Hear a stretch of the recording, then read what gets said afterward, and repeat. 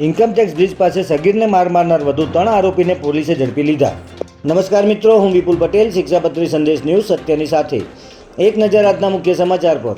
અમદાવાદ શહેરના income tax bridge પાસે થોડા દિવસ અગાઉ એક સગીરને 5 થી 6 શખ્સોએ ભેગા મળીને માર માર્યો હતો, જેમાં એક સગીરને કપડાં ઉતારીને ઢોરમાર મારી રોડ પર દોડાવવામાં આવ્યો હતો। ત્યારે પોલીસે આ કેસમાં વધુ 3 આરોપીઓની ધરપકડ કરી છે। ફરિયાદીના સગીર વયના દીકરાને 5 શખ્સોએ ભેગા મળીને ઇન્કમટેક્સ વિસ્તારમાં એક પાન પાર્લર પાસે જાહેરમાં સ્ટીલની પાઇપ અને ધોકા વડે ફટકાર્યો હતો। આ હુમલા પાછળ 2 મહિના પહેલાં થયેલી એક માથાકૂટ જવાબદાર હતી, જેનો બદલો લેવા માટે આરોપીઓએ ષડયંત્ર રચ્યું હતું અને આ ઘટનાને અંજામ આપ્યો હતો। આ સમગ્ર મામલે વાડજ પોલીસ સ્ટેશનમાં 5 આરોપીઓ સામે ફરિયાદ નોંધાઈ હતી।